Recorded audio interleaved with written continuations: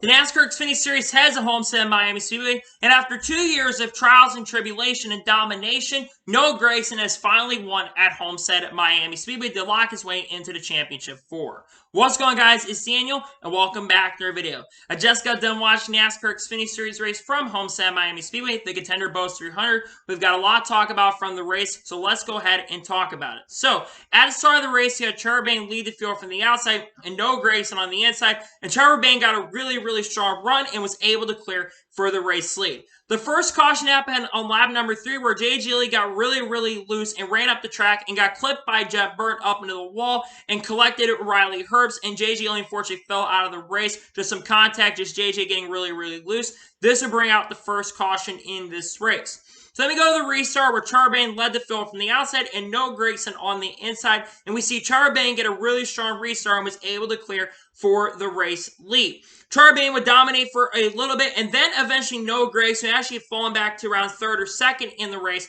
He eventually got around Ty Gibbs, and then eventually on lap number 23 as Sheldon Creed came down the road with the flat right rear, Noah Gragson would get around Trevor Bayne to take the race lead. With 4 laps to go in this race with Noah Gragson dominating this portion of the race, we saw Mason Massey basically slow down the backstretch, and meanwhile, TJ McLaughlin just basically got into the outside wall and just spun out on his own, which would bring out the caution to end stage 1, and Noah Gragson would come out the final corner to win stage number 1. All lead lap cars that come down pit road. Nick Sanchez actually got off first off pit road, but that's because he missed his pit stall. So Landon Castle basically off of pit road. So on the restart, Landon Castle lead the field from the outside with Ty Gibbs on the inside, and Ty Gibbs was able to try to basically clear. Noah Gragson actually got the lead, got a really strong run, and was able to clear for the race lead. Then eventually Ty Gibbs got around Gragson, took the lead, then Gragson took the lead back, and then a few laps later, Austin Hill got around him and was able to take the race lead. Then Austin Hill got started kind of pulling away. We saw AJ try to battle Gragson, but then eventually Gragson basically got there. Josh Berry actually had to come down for a few laps after a few laps in a run. Basically got in the outside wall. Then eventually Noah Gragson ascended to the bottom lap 71 and was able to basically clear for the race lead and get around him and eventually take the race lead. Meanwhile, Sheldon Creed came back down to pit road with a flat right rear tire and had to come down pit road and would end up going multiple laps down. And we see Green basically throughout a lot of drivers started having problems. A lot of cars ended up coming down pit road. Josh Berry basically came down pit road with a flat tire. Kyle Weatherman actually came down pit road with a flat tire as well. And Ryan Sieg and Justin Allgaier also came down pit road with flat tires. But Noah Gragson would pull out about a 3.5 second lead, and he would win stage number 2. All lead lap cars end up coming down pit road with Noah Gragson maintaining the lead after the pit stop, and then Trevor Bayne started complaining about his voltages. On the restart, Noah Gragson lead the field from the outside, and Austin Hill on the inside, and Noah Gragson got a great restart, and then eventually Austin Hill, he got to the race lead and started pulling away, and then a few laps later, Trevor Bayne, he got around Austin Hill to take the race lead and was able to eventually clear for the race lead. Meanwhile, Noah Gragson really started coming up in speed. He was struggling early, but was really starting to catch up on speed and was really starting to drive his way to the front. And eventually, with around 75 laps to go, he was able to take the race lead and started really pulling away. Then we saw the green flag pit stops happen with 65 laps to go with Justin Allgaier coming down pit road first for a scheduled stop. Then we saw Sheldon Creed come down pit road after more contact in the outside wall. And then Austin Hill and Brandon Jones would come down pit road. And then eventually a lap later, Noah Gragson, leader, he would come down pit road. Trevor Bayne also came down pit road, Ty Gibbs as well, but unfortunately Trevor Bayne got a speeding penalty on pit road, take him out of contention to win the race. Then the next lap, Allmendinger, Landon Castle, Hemrick, Sam Mayer, and Chandler Swift would all come down pit road, and a lot of drivers had problems on pit road. Gragson would cycle up to the race lead, and basically he had to lead a little bit than Austin Hill. He basically was catching Noah Gragson, but then with 48 laps to go in this race, Austin Hill came down pit road with a loose wheel on his car, and then a few laps later, Landon Castle went down pit road as well. It's a shame because those two cars are really strong early, and it took him kind of, or at least for the second, out of contention. Then Noah Gragson continued dominating and was really dominating at this point. Then we thought we were going to get a caution with 28 laps to go when Brandon Jones and Austin Hill had a contact, and basically Austin Hill got really mad at Brandon Jones as well, and they both got put into a wall, and there was a little bit of tempers. Meanwhile, as Noah Gragson had a near 10-second lead, trouble started brewing. Justin Allgaier had a right rear flat tire. He would end up coming down pit road. Then we saw Nick Sanchez. He slowed down in the apron with some flat right side tires. He would basically, his car would come on fire. Unfortunately, he would fall out of the race. And then the next lap, the big caution came out where we all thought Noah Gragson was going to lose. Stephen Parsons spun in turn number 1 after Kyle Sieg and Ryan Sieg, the two brothers, got into each other and had contact with Parsons. Parsons had a lot of damage, and that would bring out the caution we all thought was going to be the end of it for Noah Gragson. A shame for Stephen Parsons because Stephen Parsons also was having a strong run, was running top 10 pretty much all race long. This took Stephen out of contention to win the race. All the lap cars would come down pit road with Austin Hill and Josh Berry basically having put on scuffs and basically Noah Gragson able to win the race off pit road. So on the restart with 5 laps to go, you had Noah Gragson lead the field from the outside and Allmendinger on the inside. Noah Gragson would get a very strong restart, was able to clear it. Then basically Allmendinger Gibbs tried to close back in, but Gragson is able to hang on. With 2 laps to go, Ty Gibbs got around Allmendinger, and he tried to run Noah Gragson down, and Noah Gragson was starting to pull away a little bit. Ty Gibbs tried to close, but it would not be enough for Ty Gibbs to close. He got on the outside wall coming down the front stretch on the last lap, and coming off the final corner, after many trials and tribulation, Noah Gragson finally, after should have won the last 3 straight races here, he comes off the corner and finally picks up his first win at Homestead and gets his 8th win of the 2022 season and locks his way in the championship 4 as well. Like I mentioned, Noah Gragson should have won the previous 3 races here. He's dominated the last 3 previous races, but something has gone terribly wrong. And I thought the Homestead guys were going to screw Noah Gragson over, but luckily he's finally got a win here. I think you have to put Noah Gragson as a championship favorite. He probably should have won Las Vegas last week. He got kind of screwed over because of late caution like this one. But it's good to see that Noah Gragson finally has a win at Homestead, pending post-race inspection, of course. Noah Gragson finally has a win here at Homestead. I'm so happy for him. Led 127 laps today. Not the best car on the short run. Austin Hill had the best car on the short run, but on the long run, Gragson had the best car by a long stretch. And finally, he's won at Homestead. Congratulations to Noah Gragson on picking up the victory. So now we'll overall look at the race results of today's race, and then I'll give you my score of today's race. So Noah Gragson picks up the victory.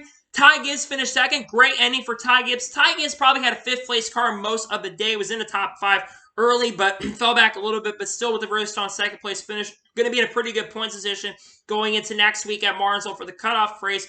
Good to see Ty Gibbs have a strong run. AJ Allmendinger, who really needed a good run today, he has a very good run. Ran top 5 and ran top 2 a majority of the race. He gets a really strong 3rd place finish. Good run from Allmendinger. Daniel Hemrick finishes 4th. Great run from Hemrick. Hemrick looked really strong early, and I thought he was going to be a contender to win, and he was a contender near the end, but gets a very solid top 5 finish. Good run from Hemrick. Sam Mayer ran top 10 all day. Gets a 5th place finish. Great run from Sam Mayer in 5th position. Trevor Bayne, who bowed back from a speeding penalty and potentially his final race in his NASCAR Xfinity Series career, unless we can find sponsorship for him, he finished 6th. I think Trevor Bayne had one of the best cars on the short run, but the long run speed wasn't there. And that speeding penalty cost Trevor Bayne a win. If he doesn't have that speeding penalty, I think he wins the race, honestly. But he gets a really strong 6th place finish. Fantastic run for Trevor Bayne in potentially his last race. It's a shame this might be the last race for him, but a great 6th place finish for Trevor Bayne. How about Chandler Smith finishing 7th? Chandler Smith ran top 10 pretty much all day long, and I think it's good to get getting experience in the Xfinity Series. Of course, he's competing for a Truck Series Championship in a couple weeks at Phoenix, but a fantastic run for Chandler Smith in 7th. Good to see Chandler Smith getting that experience he needs. A great 7th place finish for Chandler Smith. Riley Herbst bounces back to an 8th place finish. Solid ending of the day for Riley Herbst after issues early. Austin Hill bounces back to 9th after his loose wheel issues. Austin Hill is going to be in a little bit of trouble going into the cutoff race in Martinsville. He'll probably need to win Martinsville, but he does finish 9th. Good run from him. And Justin Allgaier bounces back to finish 10th. He's going to be needing a good run at Martinsville. He's probably in a must-win situation going into Martinsville. He finishes 10th. Josh Berry, after his issues, he finished 11th on old scuffed tires. Landon Castle still had a solid day, but not a great day at the end. He finishes 12th. How about Bailey Curry getting 14th? Good run for Bailey Curry in 13th position. Bailey Curry ran top 20 a lot of the day, gets 13th. How about Brendan Poole finishing 14th as well? Hey, can Brendan Poole go full-time with JD Motorsports next year? I think that'd be really, really cool. Brendan Poole, fantastic run. Ran top 20 all day long in that 6 car. Probably shows, I don't know what is happening for Brendan Poole next year, but that would be cool if he got a good opportunity. He finishes 14th. Brandon Jones, who I thought was going to be a threat today, he really struggled today in 15th. And it's a shame because he's ran great here historically at Homestead, but gets a 15th place finish. Terrible run for Brandon Jones. Parker Retzlaff with a very solid run in 16th. Ran top 20 a lot of the day. He finished 16th. Solid run for him. Sheldon Creed, who struggled all day long. He did recover a little bit to 17th, considering at one point he was 3 laps down. He did have a slight recovery and finished 17th. So he had a solid recovery at the end of the day. Anthony Alfredo finishes in 18th. Jeb Burton finishes in 19th. And tough break for Kyle Weatherman. Kyle Weatherman probably had a top 10 car. He did recover at least to finish in the top 20. Unfortunately, Kyle Weatherman's day got unhinged and went multiple laps down. Probably should have been in the top 10 near the end of the race. Had a top 5 car, in my opinion. Was really good early. Car just never recovered at the end. But he does get a top 20, so at least he salvaged the day to get a top 20. David Starr finishes 21st. Maya Snyder thought was getting more of a threat today. He finishes 22nd. Patrick Ermeling finishes in 23rd. Joe Graff Jr. finishes in 24th. Nick Sanchez, after his tough break, he was run top 10 at one point in that run, 9th or 10th near the end of the race. He finished 25th. Jeremy Clemens, who struggled all day long, he finishes in 26th. Chris Wright finishes 27th. Julie Landauer finishes 28th. Timmy Hill finishes 29th. And Josh Williams finishes in 30th. CJ McLaughlin, who spun out early, he finishes 31st. Matt Mills finishes 32nd. Ryan Sieg, 33rd. Seven Parsons, he ends up finishing 34th in this race. Seven Parsons definitely had a top 10 car. It's a shame the race ended the way it did, because I think he got screwed out of contention, in my opinion. Kyle Sieg, after getting involved in a late accident, he finishes 35th. BJ McLeod finishes 36th. Mason Massey finishes 37th. And Jay Gilly finishes last in 38th place. So now we're going to overall take a look at the race, and I'll give you my score on tonight's race as well. Honestly, let's talk about the overall race. For a race that was dominated by Noah Gragson, and he was really fast in a long run, I really did enjoy this race. Was there a lot of battles up front throughout the end of the runs? No, I wish there was a little bit there. But you had a lot of comers and goers. You had multiple lanes, great racing throughout the pack, great racing throughout the field, and I thought it was a very, very enjoyable race and a very soft finish as well. I am giving today's NASCAR Xfinity Series race overall a 9 out of 10. Like I said, I wish there was a little bit more passing throughout the field, and I wish there was a little bit more competition up front to contend. But those restarts were so fun. It was a really awesome race, in my opinion. Best race of the day for sure, better than the Truck Series race. I'm giving today's score a 9 out of 10. So, that is where today's long and short NASCAR Xfinity Series race review from Homestead Miami Speedway. I want to thank you guys for watching. Please like, subscribe to the channel, notifications on, to be notified when a video does go live on my channel. Follow me on Twitter, Facebook, and Instagram, and support me on Patreon as well. Links are below over that, and comment below your thoughts on today's race. What are your thoughts on today's race at Homestead? Let me know below. Let me know your score in the comments below, and congratulating Noah Gragson on finally winning at Homestead. Let me know in the comments below. Tomorrow on my channel, we're going to have the NASCAR Cup Series race here from Homestead at Miami Speedway on the channel. Then on Monday, we're going to have a NASCAR News and Motorsports News recap video. Tuesday will be race picks for Martinsville. Wednesday will be another NASCAR News video. And then on Thursday of this upcoming week, we are going to be taking a look at who I think will advance to the championship for the Cup Series. So anyway, like I said, I want to thank you guys for watching today's episode, and I'll see you guys next time for some more great, awesome NASCAR content and other motorsports content on the channel like this. Take care, everybody.